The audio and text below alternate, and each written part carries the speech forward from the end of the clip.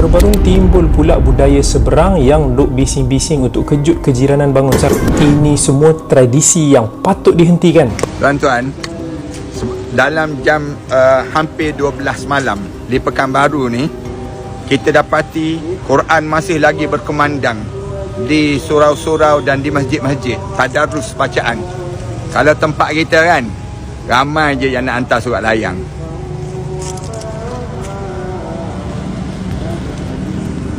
Berbeda dengan di negara jiran kita Malaysia, di Indonesia, sahur bukan hanya momen makan dan minum menjelang fajar, namun sudah berkembang menjadi tradisi sosial yang unik.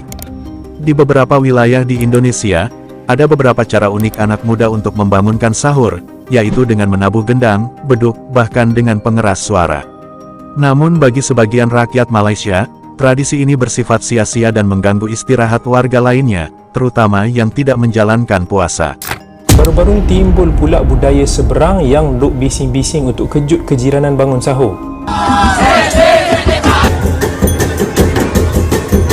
Ini semua tradisi yang patut dihentikan. Perbuatan tersebut mungkar dan bercanggah dengan syariat Islam yang menuntut kita semua untuk menghormati hak jiran tetangga. Tak semua kejiranan yang perlu bangun sahur. Ada yang uzur, ada keluarga yang memiliki anak-anak yang kecil, ada yang bukan Muslim, ada yang nak uruskan waktu bangunnya sendiri, dan ada yang sedang solat malam untuk mencari ketenangan. Waktu tersebut adalah waktu istighfar, bukan waktu memekik, melolong atau memukul gendang. Kalau masjid pun dilarang untuk menggunakan speaker luas selain azan demi menghormati hak-hak tersebut. Apatah lagi perbuatan seperti ini yang tiada kena-mengena dengan Islam. Zaman sekarang zaman telefon bimbit, semua orang pandailah nak set alam bangun sendiri.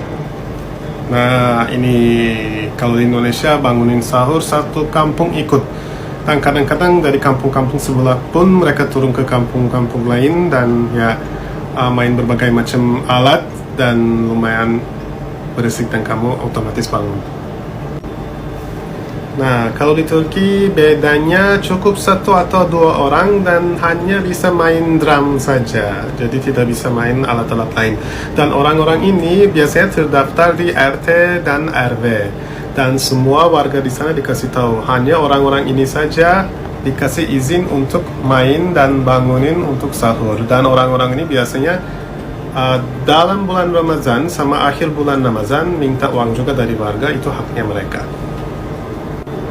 Oke, bedanya ini ya yang saya jelaskan, dan semoga informasinya bermanfaat dan menarik untuk kalian. Korang dengar tak bunyi tu? It's 2 AM guys. Walaupun Rena pindah seberang je, tapi memang ada beberapa benda yang memang you culture shock tau. Ini antaranya. Lepas tu kita ada lagu dangdut sahur. Later baru Rena dapat tahu yang ini satu tradisi namanya ngarak bedung. Dia macam berarak kat Malaysia, but purpose dia adalah untuk bangunkan you punya neighborhood untuk sahur. Dan yang main bedung ni ataupun drums ni adalah the neighborhood kids. And budak-budak ni memang look forward. You guys dengar tu mercun. Kadang-kadang diorang akan bakar mercun juga untuk bangunkan orang. And these kids look forward to this. And orang-orang kat kampung ataupun kawasan kat sini pun look forward to it sebab meriah. Ada feeling-feeling puasa raya macam tu. Lepas tu surau and masjid dekat sini, diorang akan benarkan budak-budak ni guna diorang punya speakerphone juga untuk jerit like sahur, sahur. And it's a unique experience for me sebab kalau kat Malaysia, you tak boleh buat macam ni. I rasa orang akan telefon polis. And walaupun I terfikir, kenapa pukul 2? Kenapa tak pukul 3 ke 3.30 ke? 1 hour untuk sahur macam reasonable kan? Unless dia nak bangunkan mak-mak juga, so that diorang sempat masak. I don't know, you guys can tell me in the comments kenapa benda tu kena start pukul 2. But overall, it doesn't bother me. It's kind of fun. Culture berpuasa di Malaysia dan Indonesia basically sama-sama, tapi ada yang membuatkan dia, hah? Betul ke? Yang pertama adalah, okay, di Malaysia ini dia kayak kaget banget. Waktu pertama kali puasa di sini, Ashraf tuh bilang, Bi, kalau di sini buka puasa atau batal puasa, akan ada polisi, kita akan diangkat di karanda jenazah. Dia kayak, hah? Beneran?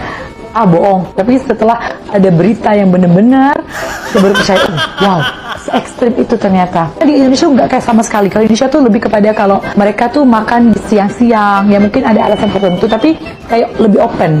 Tapi kalau di Malaysia tuh lebih teratur, lebih tertutup, kayak strict gitu. Itu sih menurut pandangan Tia sih.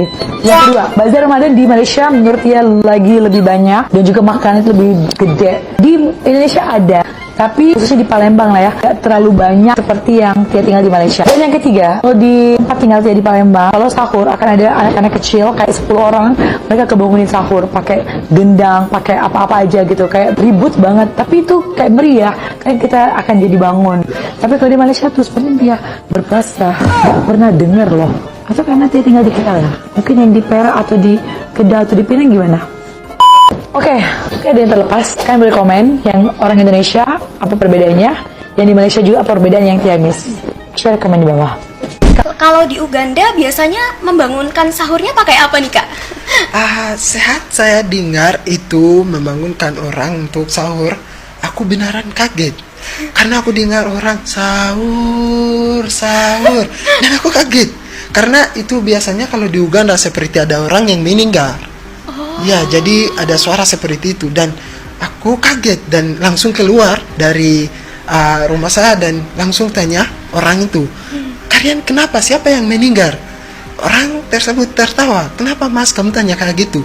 Ya karena kalian lagi nyanyi seperti ini. Dan mereka bilang ini untuk membangunkan orang sahur. Itu sangat menarik. Tapi di Uganda nggak ada. Biasanya di Uganda cuma menunggu adzan. Ya ada adzan dulu baru orang bangun untuk makan sahur. Dan setelah itu ada adzan lagi untuk sholat subuh dan selesai makan sahur seperti itu. Before I came to Indonesia, I definitely had a different view on Islam as a religion because the media in Denmark will very easily portray, let's say, if a Muslim living in Denmark does something bad, let's say they do a crime or something like this, it will mention like a Muslim man from Iran or Iraq or Turkey has done this, right? So I think generally Denmark, the perception of Islam is definitely not as good. So once I moved to Indonesia, I got a totally different perspective on Islam. I've learned a lot from it. Some of my closest friends are Muslims and always eager to learn more. And yeah, one of my favorite greetings is Assalamualaikum. It is so peaceful, it is so respectful, and even though I'm not Muslim myself, I still enjoy saying it to other people because I think it's very respectful. Di negara Malaysia sendiri, tradisi sahur terbilang lebih tenang dan privat. Masyarakatnya masih mengandalkan alarm pribadi, panggilan sanak keluarga, dan dari siaran televisi atau radio. Memang di beberapa daerah di Malaysia ada juga yang mengumumkan waktu sahur dengan pengumuman singkat melalui pengeras suara, namun tidak sampai berkeliling untuk membangunkan sahur seperti di Indonesia. Meskipun demikian, perbedaan budaya ini tak seharusnya dijadikan perselisihan. Tradisi sahur di Indonesia adalah bagian dari warisan budaya yang sudah berlangsung sejak lama. Sementara di Malaysia, masyarakatnya memilih cara pendekatan yang lebih tenang. Namun pada akhirnya yang terpenting adalah bagaimana setiap komunitas saling menghargai perbedaan kebiasaan dan tradisi dari setiap daerah masing-masing. Sehingga bulan Ramadan tetap menjadi bulan yang damai bagi semua. Apa pendapat Anda?